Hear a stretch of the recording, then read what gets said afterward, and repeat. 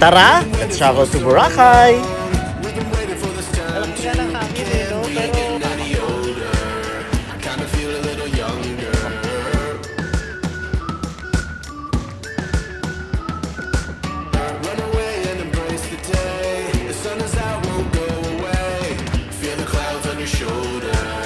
Touch the sky, feeling bolder.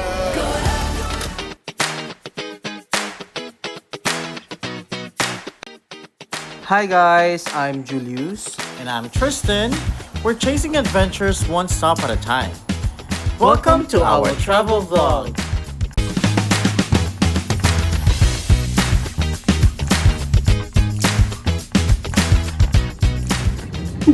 Good morning mga kalakwatsa! For today's gala, pupunta tayo sa Boracay with the family.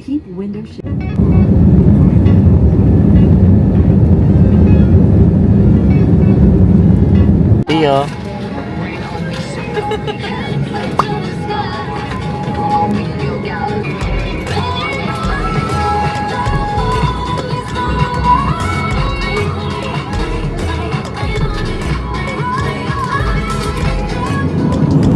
Join us as we take you to Boracay and walk you through the step-by-step journey to get there. We're lucky to have beautiful weather today, making it the perfect time to travel.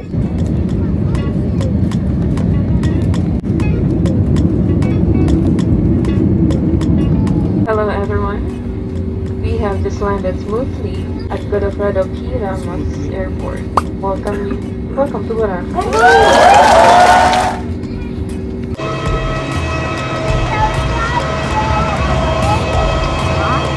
Hello guys, welcome to Katiklan! Pio! Welcome to Katiklan! Very windy! We flew via Cebu Pacific. It was a smooth ride. So tara, pick upin naman natin ang ating luggage. Nalakas nga ng hangin no? Pero maayos yung pagkaland. Guys, welcome to Katiklan. So after this, transfer tayo. Bus to port. And then from port to hotel. So gumamit pala kami ng Klook. Ito yung Klook. Transfer service via Big Sister. So this is the group what you see behind me. Are you excited to And go? then you see there's nothing here. There's nothing, but this is the Klook. The transfer service. So si Kalakwatsa Julius ay wala pa. Nauna kami sa kanya. Iba yung flight ng time niya today. Hintayin na natin siya and then pupunta na tayo sa Boracay Island. See you there! Kapag nag-book din kayo ng transport service, dito kayo dadaan sa area na to. May nakalagay naman dyan na passenger pickup area.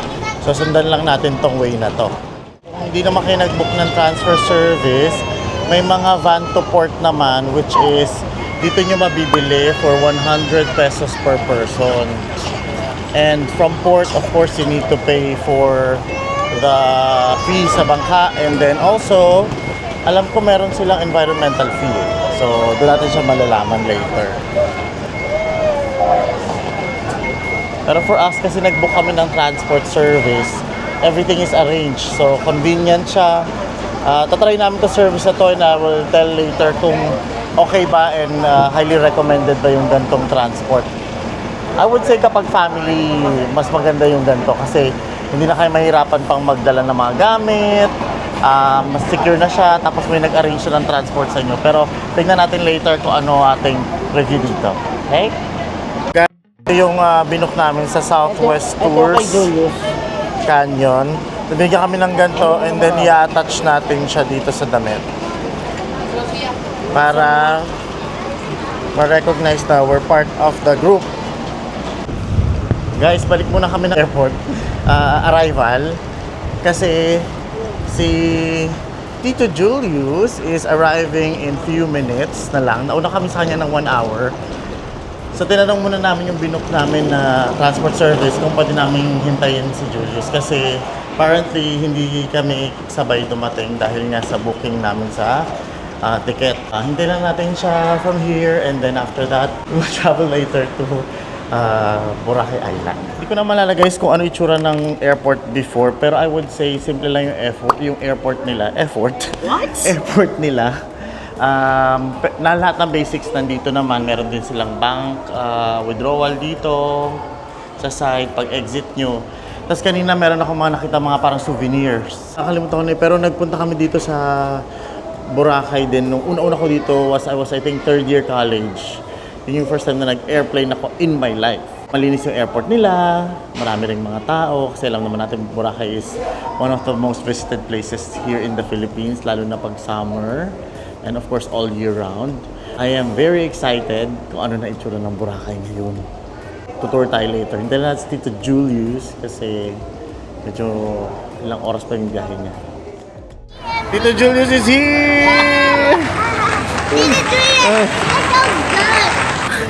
so good. I'm so sorry. Delayed ka? It's okay.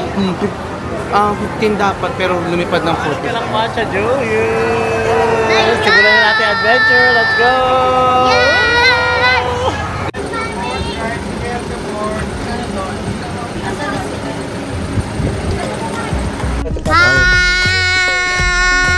Sa loob na tayo ng van guys.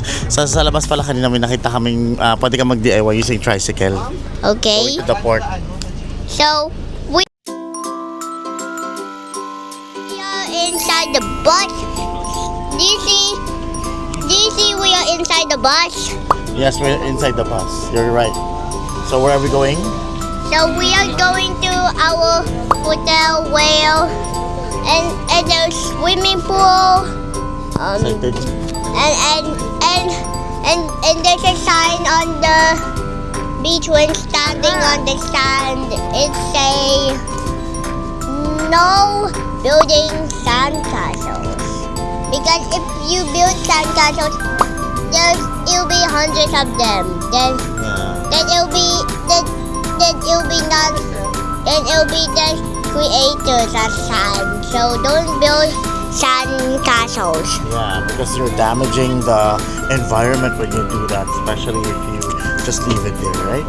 Goodbye. See you in the next vlog of the video of the trip.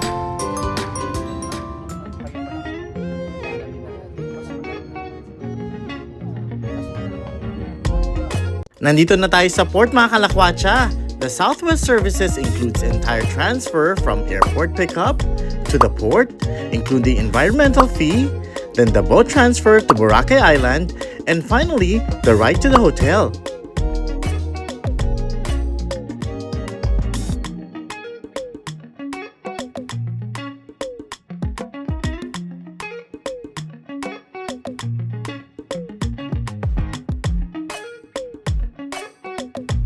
Ito sa side na to guys, makikita nyo yung southwest na entrance.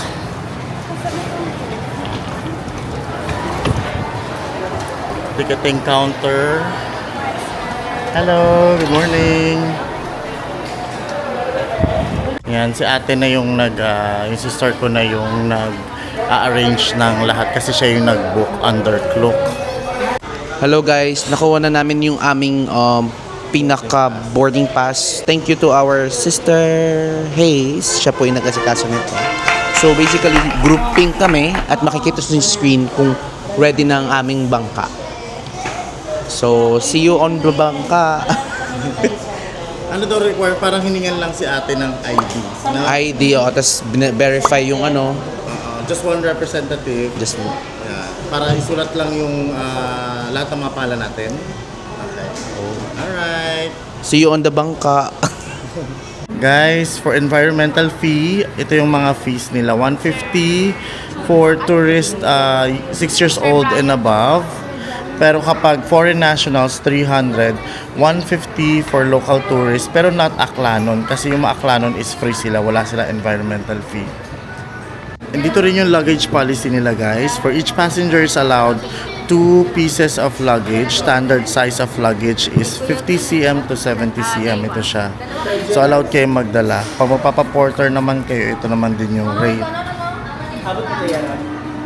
Guys, kung magdi-DIY kayo, ito pala yung mga fees na na-search ko online.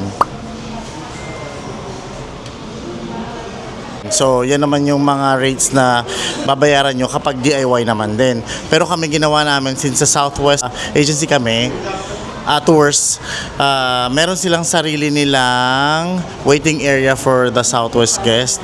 Very convenient siya kasi point to point yung hatid nila sa amin dito. Mababait din yung mga staff nila, in-assist nila kami hanggang sa registration. Tapos, hinintay na lang namin yung bangka.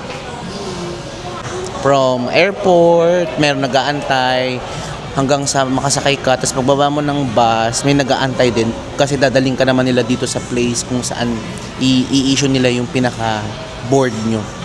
So marami silang mga employees, which is good. Hindi ka maliligaw, kaya avail nyo na din.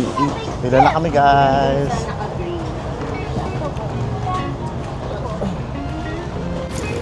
Dan lang natin ang Southwest staff para mapuntahan natin yung tamang boat. Ayan yung mga bangka nila, guys. Dito pala makikita mo na ang ganda at linaw ng tubig.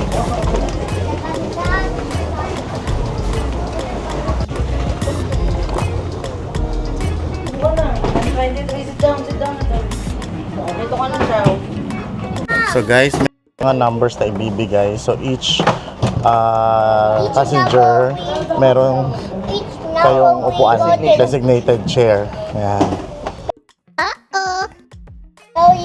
So that 22 and 23, you are the numbers of 22. Yes. But So, if you go to the wrong number, then you'll be out. then that's not your chair. You have to sit on your designated chair. Yeah. Okay. So, simulan na natin yung trip. Thank you. I go for the trip. Alright. Luggage din kayo na malalaki, tapos hindi nyo siya kayang dalhin, lalo na itatawid nyo siya sa port to bangka. Pwede kayo magpa-porter. Okay din siya for safety.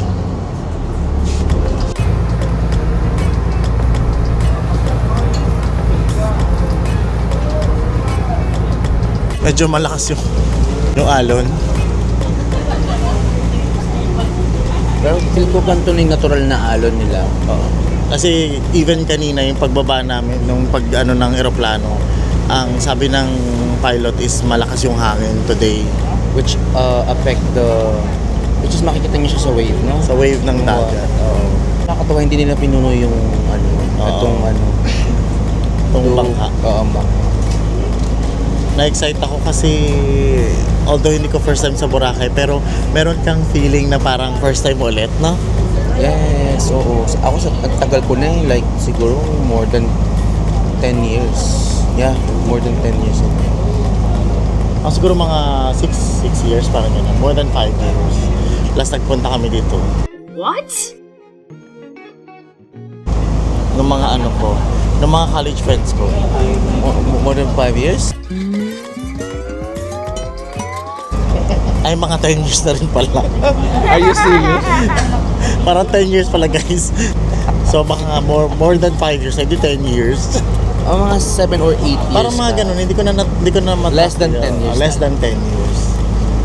So, Ako din siguro 9 or 10. anong nilulook forward mo sa Boracay? Of course, yung makaupo lang sa beach na makita yung sunset, that's my favorite. And then, di na siguro more on activities. Nagawa ko na siya before. Pero kung gusto niyo, okay lang. Check out din natin yung mga pwedeng magawa dito sa Boracay, lalo na for first-time travelers. Pero like for me, may mga nagawa na ng activities dito dati. Nag-ano kami dito, kami ng family ko dati, nung college ako, parasailing, nag-banana boat ride. Tapos kami ng mga friends ko, yung helmet dive, yan. Helmet dive. Yan, na ganyan din kami. Ikaw? Oo, ganyan ako. Sobrang sakit sa tenga. Ako ang nilulook forward ko naman ngayon is maghanap ng mga kakainan, food trip. Kasi yung mga nakikita ko sa social media, yung mga iba't ibang pagkain sa Boracay, di ba? Ang daming option ngayon. Kasi siyempre, habang patagal ng patagal, marami ng mga nagbubukas na business. So, napansin namin na hindi pa namin yun na-try. So, tingnan natin kung ano rin mga changes ng Boracay. Kasi di ba, na-rehabilitate siya after pandemic ba yun? Or before pandemic? Di ako Before, sure. it's before. Before pandemic. Tingnan natin ngayon kung ano naman changes sa Boracay. Ang gusto kong gawin lang talaga is yung maglakad-lakad ka lang by the shore, tapos magkape. magkape Coffee on the shore. Kape on the shore, tapos may music. Yung mga nilook forward kong gawin yung chill lang. Shout out sa friend kong si May at saka si Apple. Kayo lagi ko naalala kapag sa beach Sila yung kasama ko lagi pag ganun. At saka si Rog. Yan, sila yung Shout out ka. shout out. Shoutout din ako sa mga friends ko nung nakasama ko sila. First time ko dito sa Boracay. Sila Precious, si May, Harold, Zen, I don't think Zen kasama. Si Jesu. Shout out din pala sa Paor family. Ay, Kalakwatsa, Elena. Kay Kalakwacha Elena, hi! So, ilang minutes lang yung boat ride, hindi naman tayo umabot ng parang mga less than 20 minutes, no? Yeah. Update namin kayo sa mga susunod pang ganap. See you there!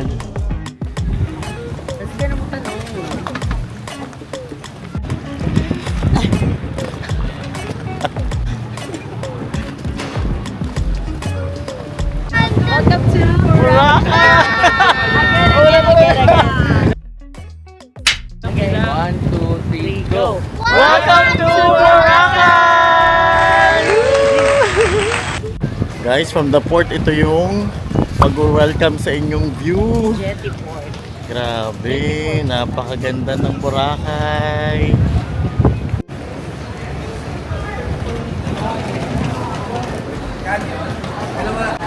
And welcome din kami ni Kuya na siya naman ang maghahatid sa amin sa hotel namin today. Southwest van naman ito. Thank you po.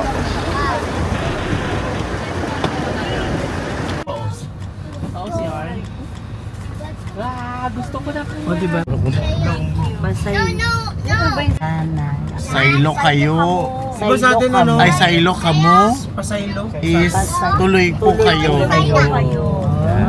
Saylo ka mo. Sawi, I say Saida. Saylo. Saydak ba? Saydak. Saida Pokemon yun.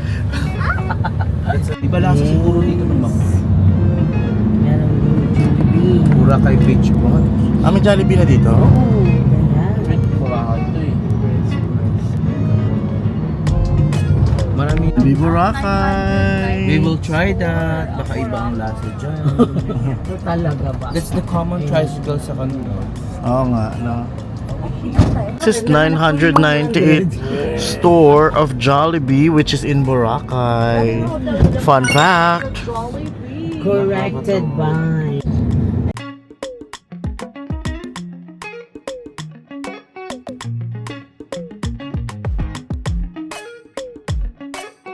Almost ano na We're natin. here. I think Almost almost check-in. check-in na. Sana makapag-check-in tayo na. Early check-in na. Ay, sorry. Julius, naipit ba? Hindi naman.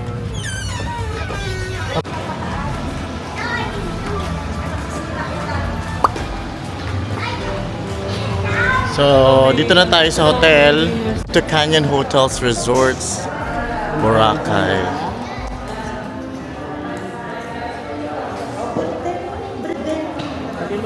Yes. Very recommended. Meron ding area to play for kids. Wow, good job, T. You just need to go here. No, you want. Meron ding pool, billiards on this side. Anong billiard dyan? Aray. Pool. Pool. No, the ball. No, the ball. At isa sa mga amenities dito sa hotel ay ang pool area. Ah.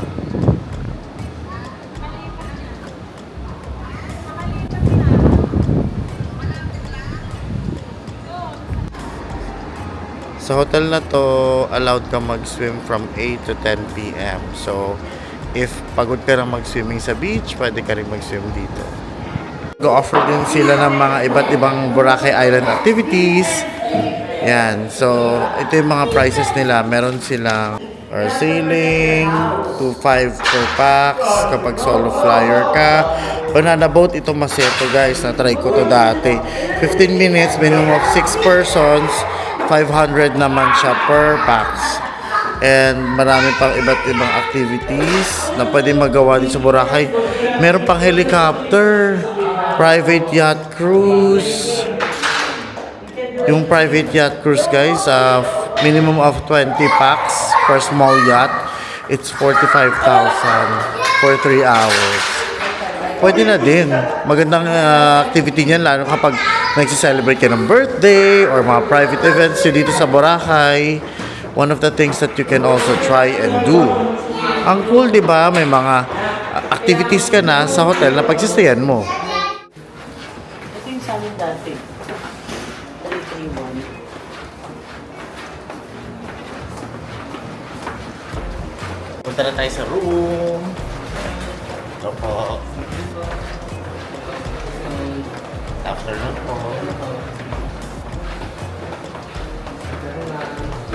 Mabango yung hallway nila. Tsaka napaka-polite ng mga staff. 42. Okay, room 42. Okay. Room tour. Wow. The room smells so nice. So tayo. So may dalawang double beds. And meron siyang pool access. So luwag. No? Oo, may access sa pool. Diba laki ng room nila? So meron siyang TV. May complimentary coffee. Coffee ba to? Yeah, coffee. Yan. Tapos, meron din siyang AC on the side. Na natin naman yung ano meron sa mga cabinets na to. Oh, malaki ng closet. So, big closet. Drawer. Hangeran ng mga damit. What's this? Oh, safety deposit. Meron siyang blower dyan. May mga slippers. Toilet. Meron siyang mga towels. And then shower. Very clean and the place, the room smells so fresh. Good place to stay while you are in Boracay. Guys, important din pala whenever you check in, yung evacuation plan, saan ba yung exit in case of emergency, so saan din makikita ang emergency kit, yung primary route, secondary route, so yung mga fire alarm, pull station, so saan ba yung floor plan dito, anong proper exit in case of emergency. So very important yan. As a responsible kalakwatsero, dapat alam natin to lagi at pina-follow at chine-check to. Okay? Thank you sa pagsama nyo today, guys! So don't forget to like, subscribe, and comment. And also, abangan nyo pa ang iba naming videos dito sa Boracay. We will also show some things to do here, activities, at saka mga suggested na mga pagkain na pwede nyong subukan once you travel here. So see you on our Boracay vlog. Thank you! Bye mga kalakwatsa. Bye! To God be the glory. Thank you po, Lord!